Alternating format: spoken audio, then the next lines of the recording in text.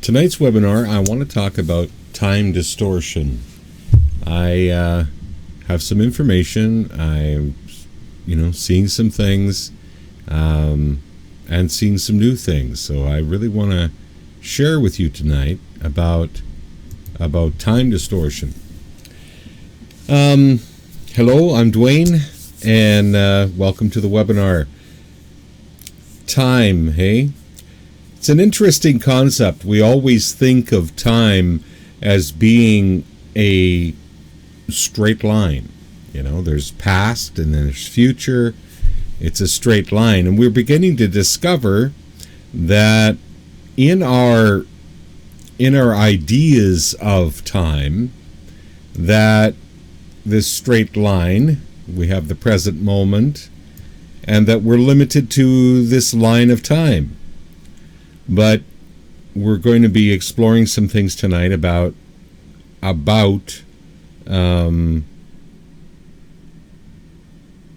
just a second. Some people are saying something here about I heard Dwayne's talking echoes. Oh, okay. If I'm echoing, let me know and I can make a change to that. If not, I'll carry on.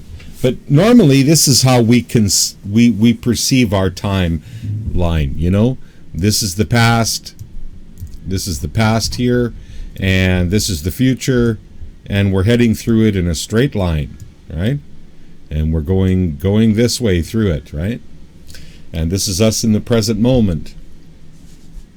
Well, the thing is that we're beginning to understand that from this point in time, this present moment, we really have multiple realities that we can choose depending upon the specific vibration that we're in the present moment. That we can literally have a choice of timelines, future concepts, future ideas, all dependent on this present moment vibration. Okay?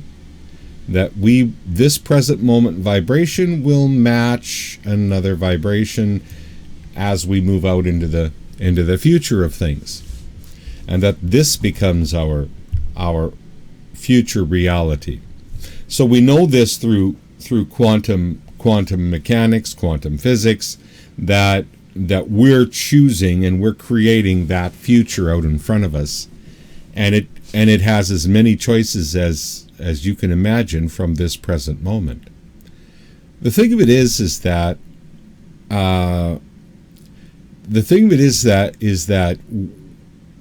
if the future is this way, I'm going to explore with you tonight that the past is this way too.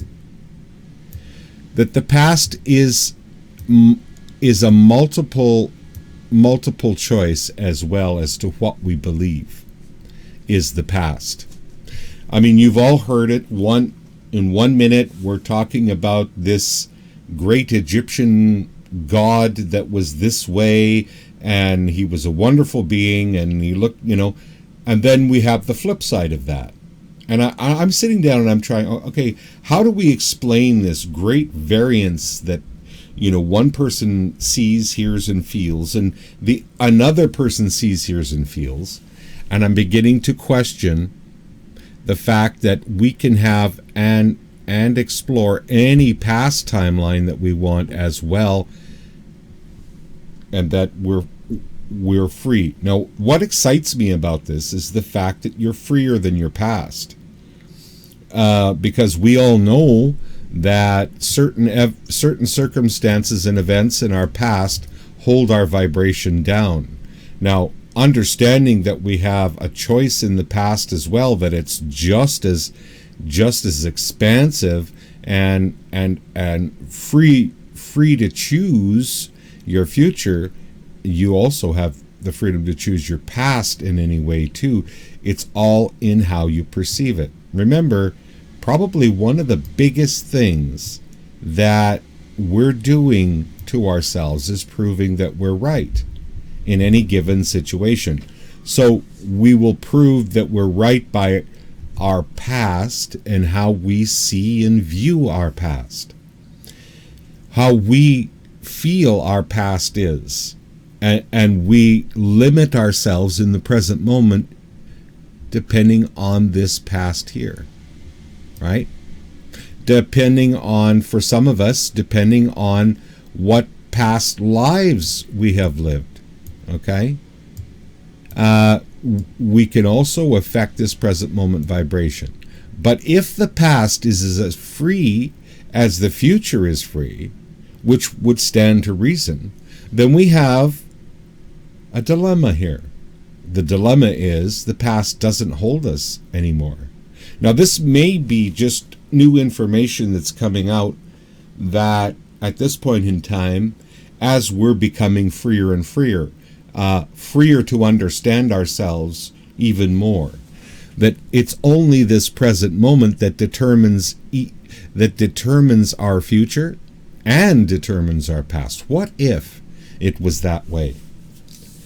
I don't know if you have heard of the Mandela effect. The Mandela effect is something that is a glitch in time. A glitch in time where there is a group of people that totally believe, heard, understand that Nelson Mandela died in prison. And that he died in prison. And there's a whole other group of us as well that heard, know, feel that Nelson Mandela come out of prison, right, and actually became leader in his country. So there's a glitch in the past reality. It's not as solid as you think. So it's not as solid because it is dependent on your belief system. You can have any past that you want, is what I'm saying. I'm saying, how could there be a glitch where a huge number of people knew, heard, felt everything that Nelson Mandela had died in prison, and then another group know, hear, and feel that he made it out of prison, and he actually this is something that you guys need to pay attention to, in the sense not to make it not to there's lots of them. You can go and look up the Mandela effect, and there's lots of them, but that's not the point that I'm trying to make here. My point is, how free are we? Are we free enough to believe that, and I'm saying yes to this, we are that free, we can believe anything about the past.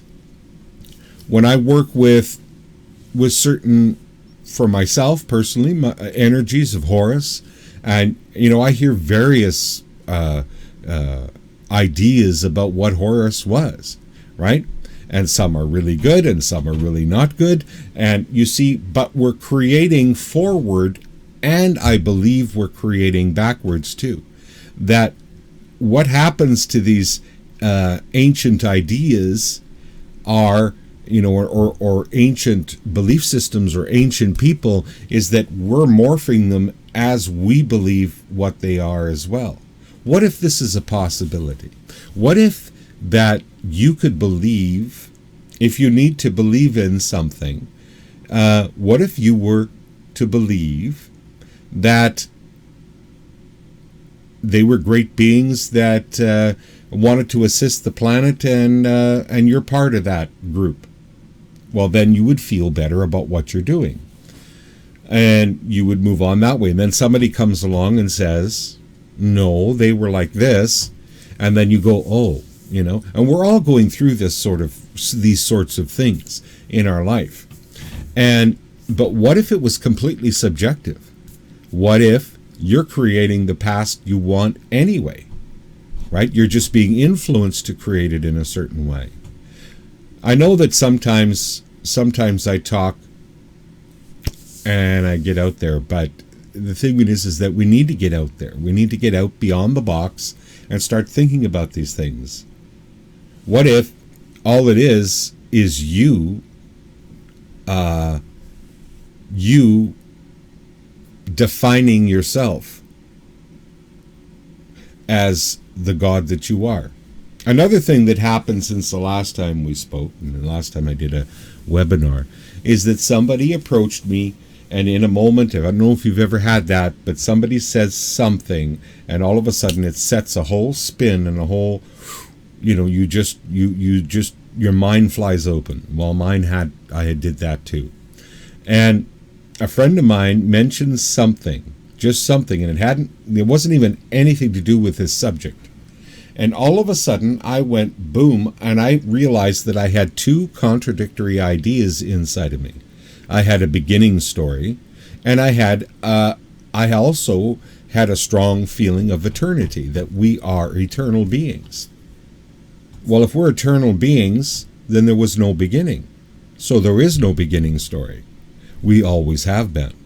And so sometimes that can happen to us where we have two complete ideas inside of ourselves, and depending on where we're at or who we're talking to, we bring up the idea that, and sometimes we're not even aware that there are these two opposing ideas.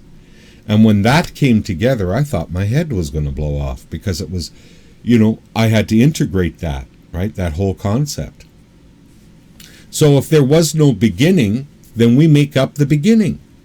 We make up a beginning for ourselves to feel better. This is all about, what if this was all about that we're floating in this great source energy, we are source energy, but the buoyancy of floating in that freedom is a little overwhelming, so we have to create some sort of grounding, right, to make us here. I'm saying that we're that free.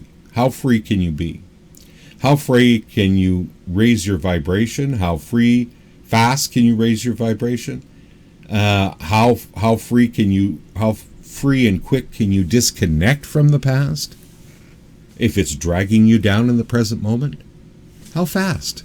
I've seen it happen real fast in sessions, really fast, because to some degree I knew that the past was something that is subjective to the person who's experiencing it. That 5 different people in the same family will have 5 different renditions of what the family life was like. 5 different people coming across, seeing an accident will have 5 different renditions of what happened with the accident, because our past is, and what we remember is subjective to us. All I'm saying is that this is another point of freedom if you start to meditate on it. What if the past was something you were creating inside of yourself? And you create it for various reasons. You create it. I mean, yes, you go through experiences, right? So like this weekend, I'm walking around my camper trailer, and I get swatted with a branch, right? Well, I didn't sit there, and have to go to counseling because I got swatted with a branch, right? I let it go. Now, what if we started letting go of all these things that happened to us and realized they were only moments in time? A moments in time, an experience that we had, and it was a moment in time, and we could let it go. We could be that free. In my work, this is where I think, and I work with clients in that way, to be able to shift it and change it and let it go, so that they can experience levels of freedom that they haven't experienced before. And I'm saying that if we start thinking differently, I don't think that we're as enslaved and entrapped as we believe we are. I think we believe we are in this 3D societal trap, but I think that we're much, much freer than this. I think that we could start floating out of complete timelines into different timelines and experiences. Now, like I say, sometimes I go and I think on in a tangent. So I'd like to hear your opinion of it. We're going to go to the chat screen now and talk about any questions you have about this concept. So if you put questions in your chat screen,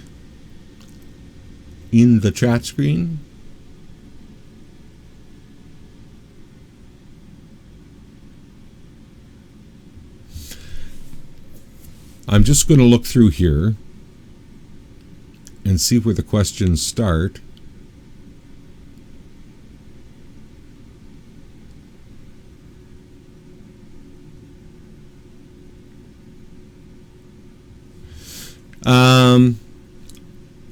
Is this why certain movie dialogues have changed? Yes, this is one of the things. Now, this is Alaram, I think. This is one of the ones that, I always remembered Star Wars, Darth Vader saying, Luke, I'm your father. And now it says something different. And so what is that? Right? Another one was Mr. Rogers and his song, It's a Beautiful Day in the Neighborhood. And now it says, It's a Beautiful Day in My Neighborhood. So these things have changed. So if time can change, or past can change like that, the one two more that I seen or experienced this weekend was, one was this man had an old Bible, and they were talking about if you put a good wine in an old, and it used to say wineskin. And he doesn't know what happened because he knows Scripture really, really well. And in his old Bible, it's changed to bottles. They didn't even have bottles back then. Why would bottles be there? So I don't know. These are some of the things that, and we keep this stuff to ourselves, right? Because we don't want to look weird to the world by bringing out these ideas. But I'm saying talk to people about it, because there might be just an idea that the past is so solid. If the past, why I'm excited about that is that if the past isn't so solid, then your present moment is much freer, right? Because we base a lot of things on the idea that the past holds us to a vibration. But if we're much freer than the past, if we're just this, truthfully, if we take a really good look at ourselves, we're just this glowing orb out in outer space having an experience of whatever we choose to have. Oh my God, which is a lot of what I talk about is that we have that freedom to create and experience any experience that we want. Let's see.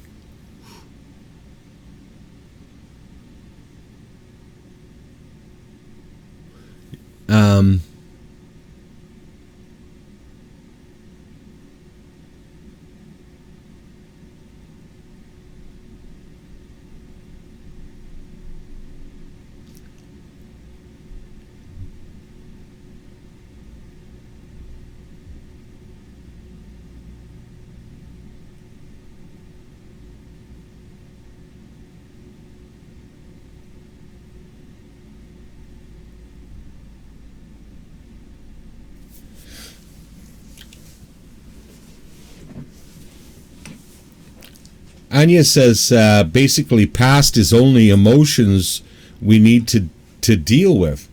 Yeah, I mean I work in the business of helping people free up their emotion really quickly so they can be in a real, nice, pleasant state in the present moment so they can create a delightful future, because that spills across, right? The locked in sense that we have that the past is a determined timeline and that's it. Being able to help people feel free enough in those earlier moments in the childhood and whatever, so that they stop shifting their vibration to that, so that they can have freedom in the future, you see. And so it's only emotion anyway. Like she was saying, it's only emotion anyway. And so we're holding those emotions. We're holding that experience. And what outside of this now, we're seeing warps in time, warps in things in our reality in the past.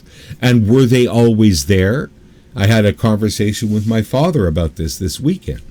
And he come up with lots of things himself that he felt was a warp too, but he never said anything to anybody because he doesn't want to look odd to the world.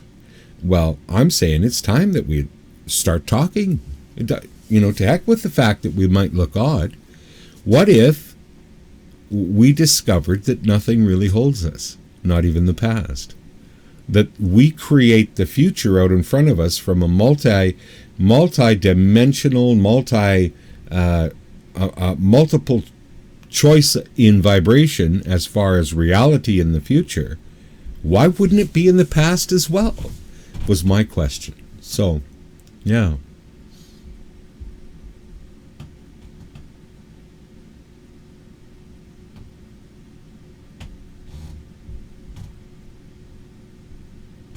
I've done journeys with myself where I came from the future. I do a lot of that. And I work with clients with that too, where they come from the future, few steps ahead, maybe a week ahead, maybe 2 weeks ahead, and come back and visit themselves in the what would be the present moment.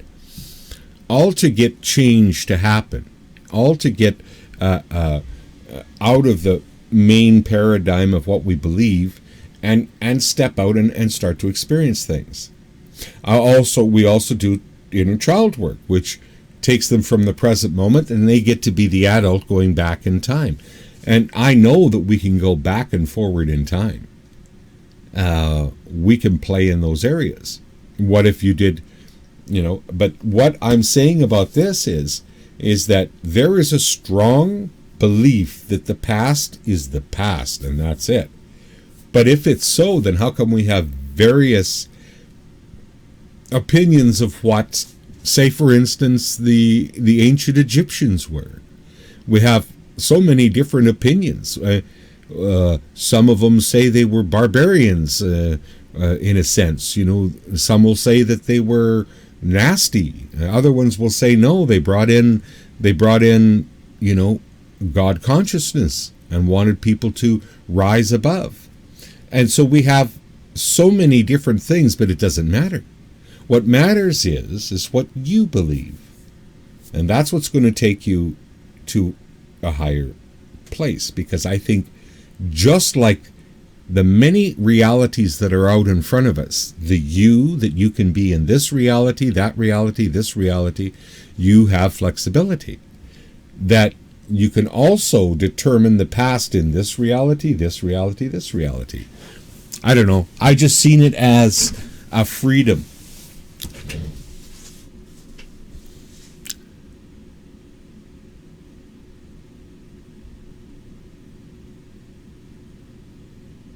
Well, I think Stephanie, the Akashic records change just like just like we change. I think that the next time you visit the Akashic records with this idea in mind, just see if they don't change, that they're flexible.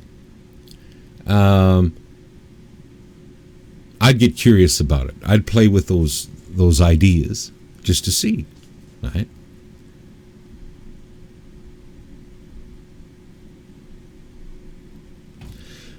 I'm saying that anything that holds the unbounded spirit back, I want to question that. I want to question, right? So, I mean, forgive me, but even the Akashic records. So they're saying this is what happened, this is you, this is where you're going, this is what you're doing, right? What if we just went, yeah, but I'm curious, if I change my vibration and move into a different timeline, and now look at the Akashic records, do they change? Right? Right? I know. I get curious about all kinds of wonderful things. But I'm always curious about how free we really are, and to get us out of the box, the matrix.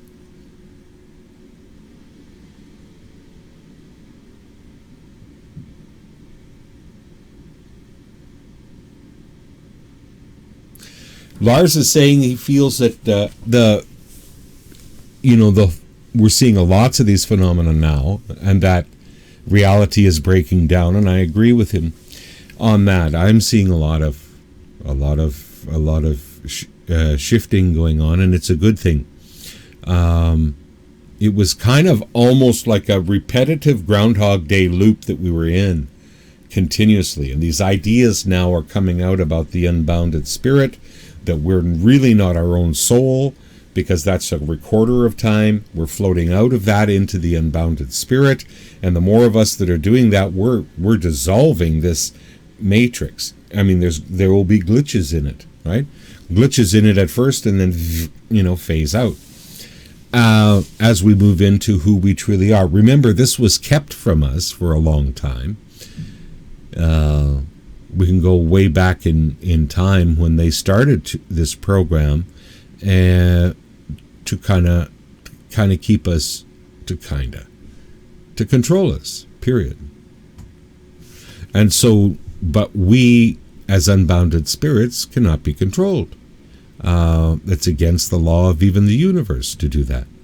So we have every right to float out and explore different things.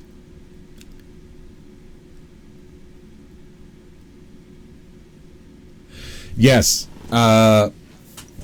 Brenda's saying, but everything depends on the ability to raise vibration. Yes, it does. And raising vibration is very simple. Vibration is emotion. Vibration, and how you get stuck in a vibration or get stuck in a state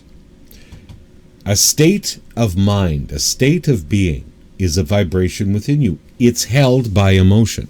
Okay? So we're always coming back to the emotion. What emotion are you holding? What emotion are you holding on your perception of the world? Okay? On your perception of you. All right? This is what holds you into a vibration. Is the moment that you expand that vibration and you say, you know what, I'm freer than this. And you start allowing yourself to vibrate at a different frequency by saying things like, you know what, I believe I'm freer than this. I believe I'm magic. I am the Lord God of my own being.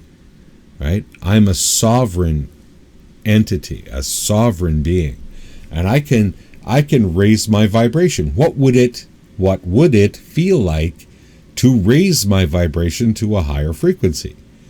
And once you start playing with these ideas and concepts, you start raising your vibration. You start raising the feeling. And this has all got to do with one feeling, which is freedom. And the more that you play with freedom, how free you could actually think, how free you could actually be, If you feel that you're confined in a box, imagine what you would feel like outside that box. And you're going to start activating old emotional states, ancient emotional states within yourself to raise your vibration, you see. And it is all about freedom and love of self, right? And the more that you love who you are, the higher your frequency. Now, that doesn't mean that you gauge yourself on what you should be. You only love you, right? More and more. You allow yourself to raise to higher levels of vibration that way. And you can locate, like I say, location is the first thing, locate. When you had a similar feeling in your life, where did you feel it in your body? And some people will say, well, I feel it in my solar plexus, or I felt it in my heart. The moment you hit location, you know where that activation needs to be. That's where it's at. And so all you have to do is take your awareness that expands everything, like the great sun, grows everything. You take your awareness and you put it there to that spot, and you start breathing in. And the moment that you start breathing in, you see it in your mind expanding. You utilize your internal system. You can even hear it go, woo, if you want to, into a higher vibration. Seeing it, hearing it, and then feeling it. And people say, yeah, but that's your imagination. Exactly. And that's how come we're trapped, is because they took the imagination away. As soon as you start to imagine it, it starts to grow. And so every breath, if you anchor it to your breath, and that you can expand this feeling, right, this feeling of vibration, you start to grow it. Now you can expand it even more than it was, you see. You have the right to do this. You have the right to be your unbounded spirit and raise vibration.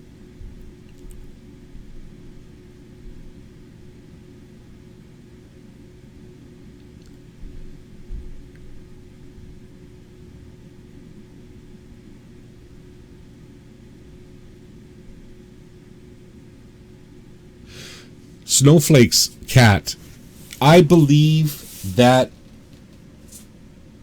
I don't believe I know that. I've seen it with too many clients. I have seen an absolute, by doing the work in the style that I like to work at, where, because I'm very concerned when I'm working with clients that they don't change their present moment vibration. So we have to make this, make the working on the past in a way that we're not affecting the present moment vibration, because I've seen it too many times in my life where people start working on themselves, they go back into these past events, and there's a specific way that I have designed my sessions so that the person doesn't go so deep into that and stay in that, because they've already lived through it. But we need to design ways that people don't have to go into that emotional state and that's all they do. Basically, a timeline, we go back into a past event, and the old paradigm is that we continually work on that past event to clear it up, to change it, to heal it, to transform it. But that person is in that vibrational state, which then changes their vibrational state in the present moment, which then creates, because you're in that vibration, more evidence, more circumstances and events that support that vibration. So they show up. So then you could take a person that's clucking along pretty well in life, yes, they have these issues, and all of a sudden engage that sort of idea of having to constantly burn this out.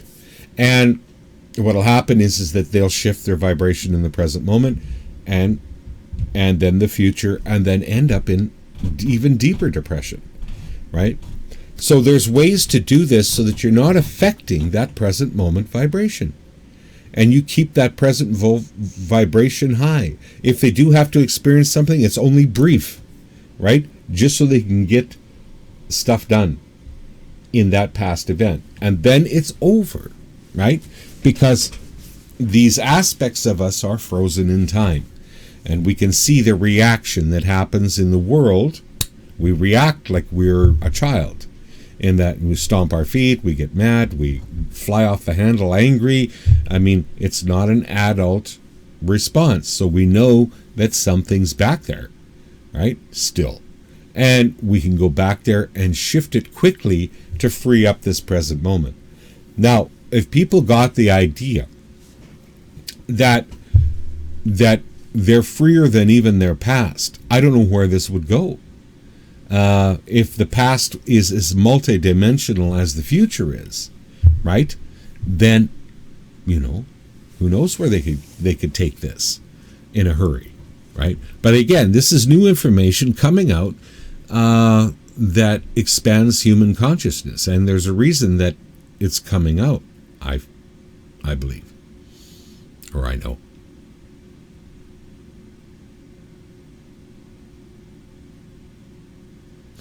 Bradley says we can certainly change our opinions of the past. Yes. And really that's all that holds it, because the event is over. And it's only our perception of what happened in the past that is holding us, right? That's why I don't encourage people going after physically people that, like say relatives or whatever, because it really is our own perception of what happened. And at the end of the day, even if you did do whatever you do, you're still going to have to outgrow that perception. You're still going to have to take yourself to a new perception of you. That's when healing really takes place. And that's the point of let go, right?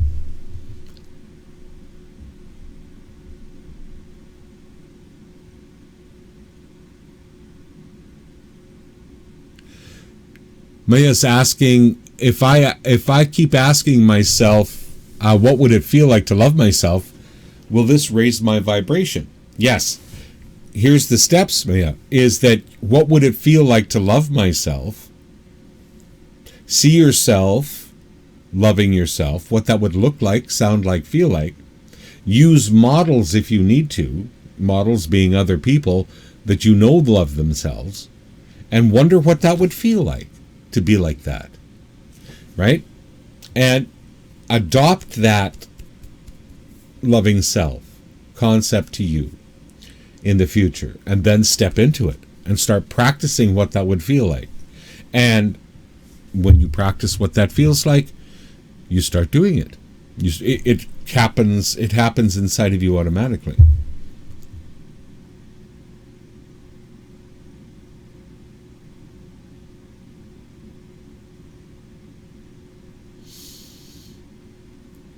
Well, Snowflake, the people that keep thinking of that, we got to remember there's a certain amount of us that are open-minded, and we're willing to outgrow, right? We're on the cutting edge of this new paradigm, right? And that and there are people that don't care. They don't want to know. And they'd rather stay in the past, and they would rather do those things. And so we have to be able to stand on our own as well. And that's the big thing in this, is that, remember, the whole societal trance is about you conforming to a one idea, one reality. There's only one reality, they say. But there's multiple realities. In the next given moment, you can experience another reality. There are going to be people that like the blinders on. They like to have those blinders on because they don't have to step into responsibility that they're creating their own reality. And so when you're dealing with these sorts of people, you got to be good with yourself. You got to be good with standing in your own energy. You have to be good being alone sometimes, a lot of times, until you find other like-minded people, and then it's woohoo, But if there are people in your life that aren't going there, well, as you raise your vibration, they can't be with you anymore, right? Too, and I've seen that a lot in even my own life, right?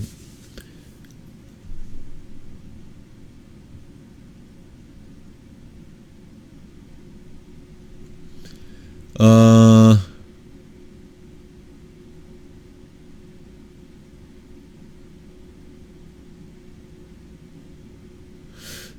okay, any more questions here?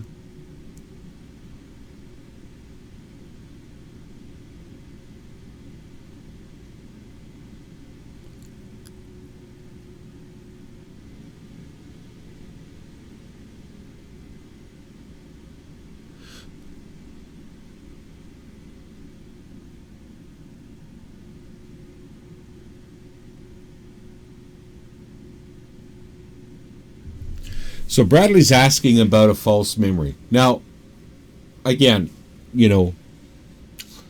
corruption runs rampant in this place. Get used to it. As soon as you have a sweet idea, there's people that are going to come in and want to corrupt that sweet idea. But here we go. One of my original teachers, way back when, his name was Dr. Milton Erickson. Not that he was my, I'd seen him in person, but he was one of the fellows that I liked to study because he was really, really good.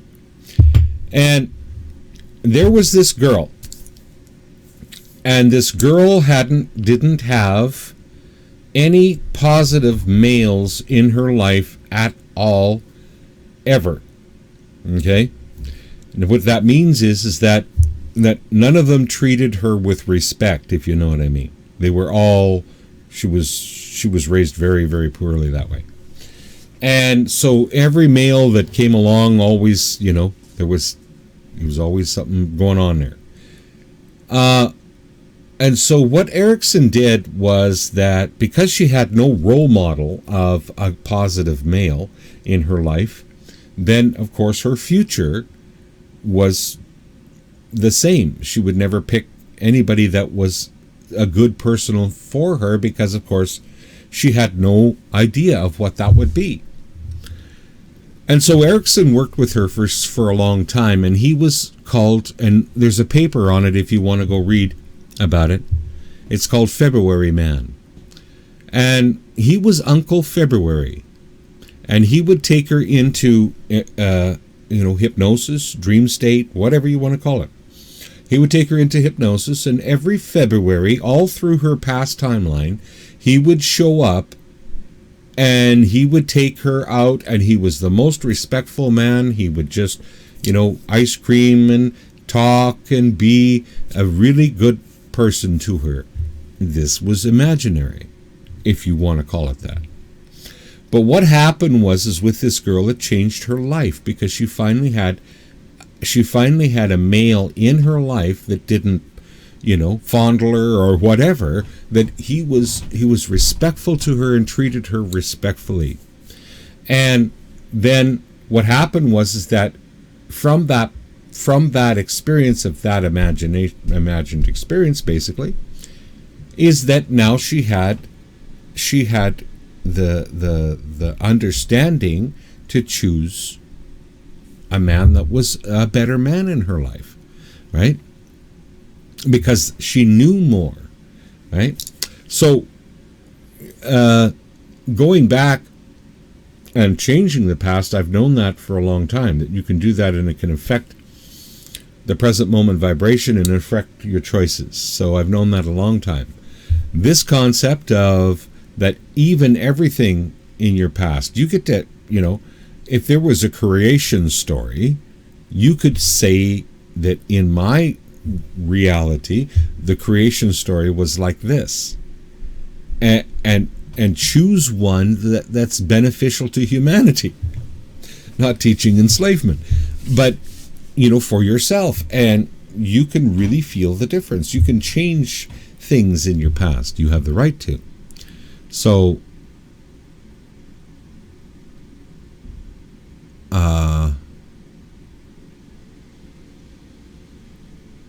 remember, I always talk about you get to be right. All of this is about you getting to be right. And when I say you want to become aware of what it is that you want to be right about, so many people will go in and argue a point. No, this is the way it is. This is and they get to be right. And know that that person in their reality gets to be right, but that's not your reality. Now, you don't have to fight with them. If you fight with them, then you're taking on, that's a hook that hooks you into argument with them. Just know that everyone gets to be right. Everyone gets to be right about their own reality. And you want to create a reality that's beneficial for yourself and freeing for the whole human race, that we're raising in vibration to a higher place. Because sometimes when we're arguing for our limitations and we get to be right at the end, we don't like the end result. It's always nice to travel out and see what proving this point will actually mean. And then when you travel out there and you see, you go, ooh, I don't want to prove that really. Let's come back and find a much freer thing to prove. And then you get to be right about that. Because evidence will show up no matter what it is that you want to prove. Evidence will and circumstances will show up because you're determined in your discovery. And then evidence shows up to prove that you're right. And I say, why don't we prove much freer things for humanity then? If the evidence is going to show up anyway, and they say, well, scientifically this and it all, all of it points to this is what's going on, that's just evidence showing up, right? But if you want to prove things to yourself about how free you are, how light you are, right?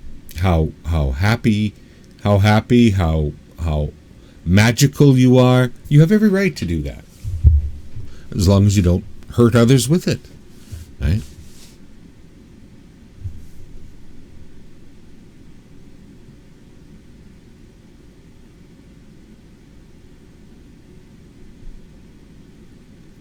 Yeah, Lulu's saying here that she's gone into a past event where it wasn't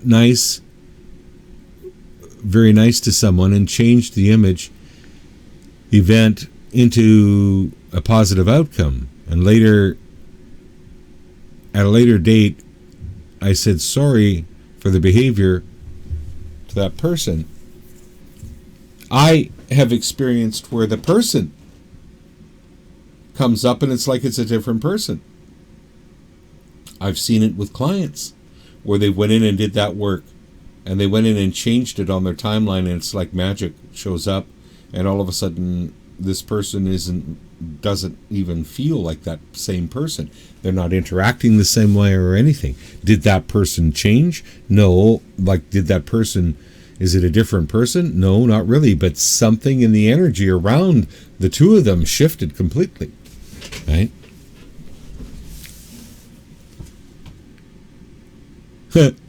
Yeah, this person had no idea what I was talking about, she said. Is this what you mean by changing our reality in the past? Yes. Yes, it's almost like it left their mind completely. Or they, in your circumstance, they didn't know what you were even talking about. And that's, honest to goodness, happened to me 3 or 4 times or 5 times in my life as well. Because there was this point in time where I went back and apologized to everybody for what I did. And they go, what are you talking about? Right? Didn't even have, but I did the work prior to going to see them. Right?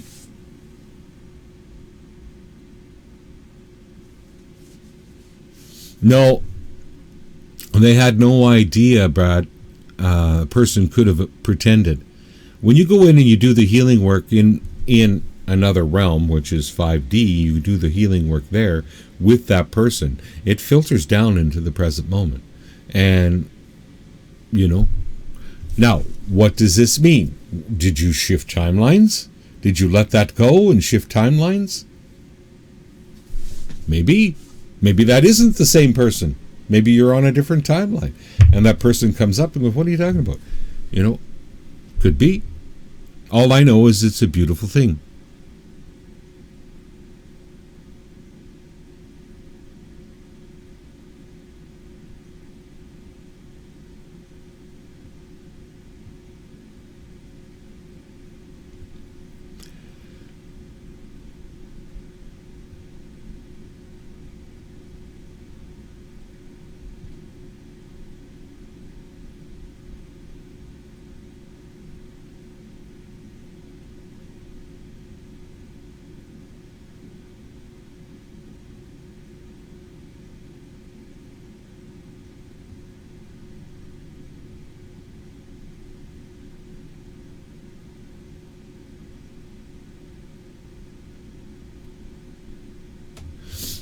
I'm not sure where you're going here with this, Bradley.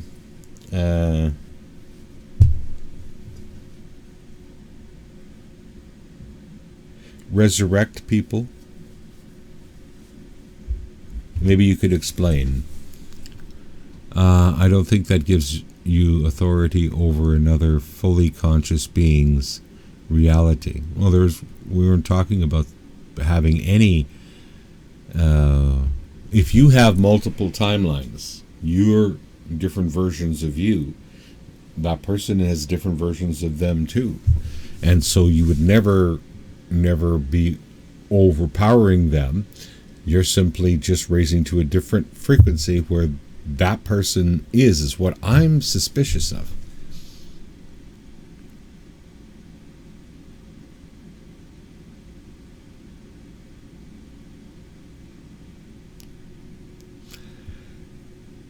Sometimes, yeah. People mention that there's a glow about me, Brenda. I don't know. Personally, I look and I don't see it, but other people see it, and that's cool. That's cool.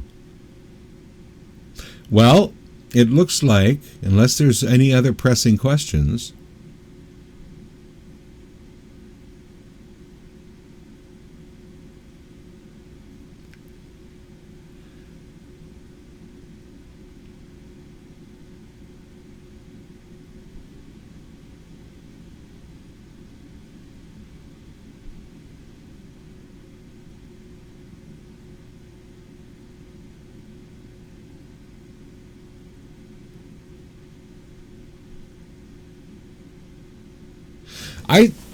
Bradley, you're talking about a scar. I seen a guy out of Australia, and he was doing this technique.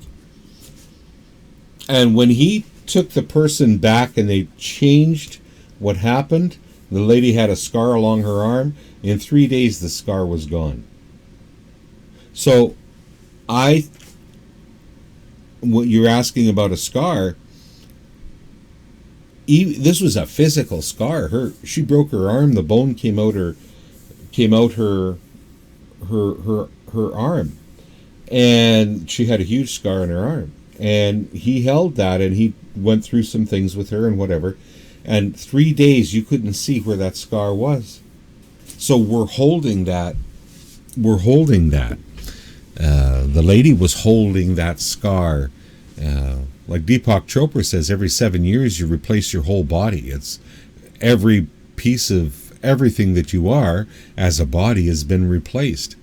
And so his question was, if that's the case, then why do we still hold on to diseasements or scars or things, right?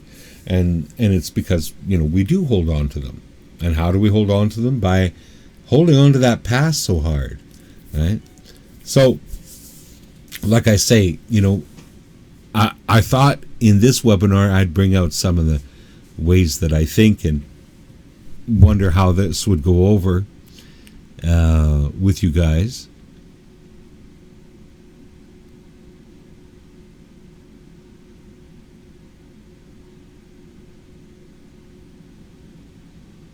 Omar lost scars. Yeah.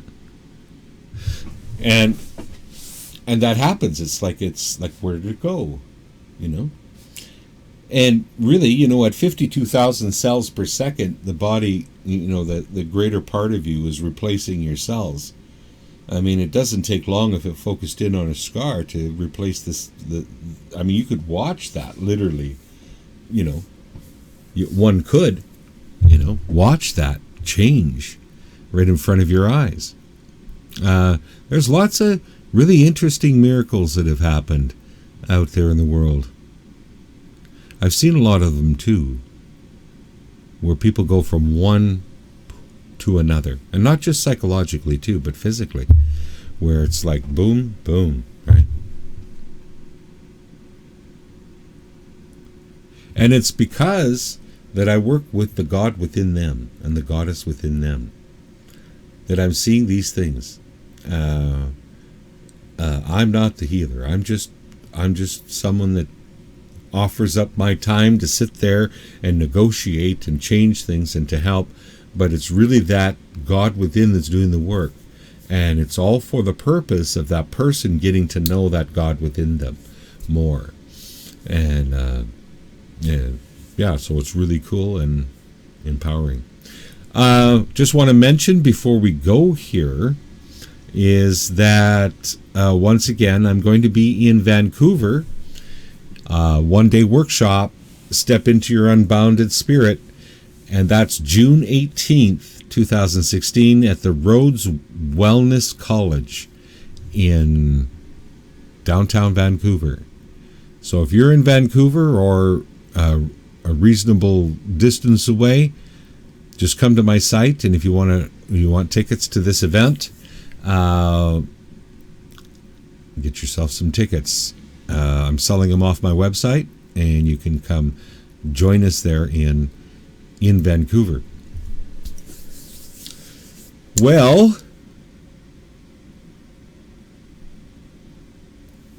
it's time for me to get going, but I want to thank everyone for coming out. Sorry about the glitch in the first part of the show, but power went out. All of a sudden. I had to go scramble for breakers and get a breaker back on, and then fire everything back up again. So, yeah.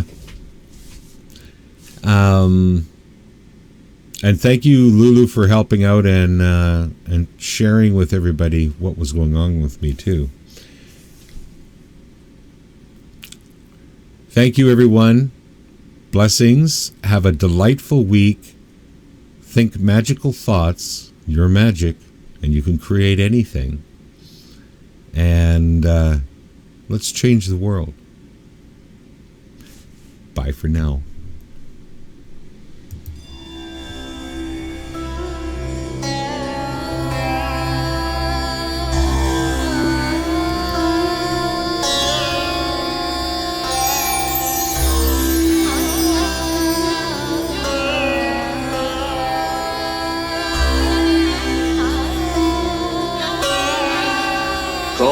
To be God must rule the earth and transform it.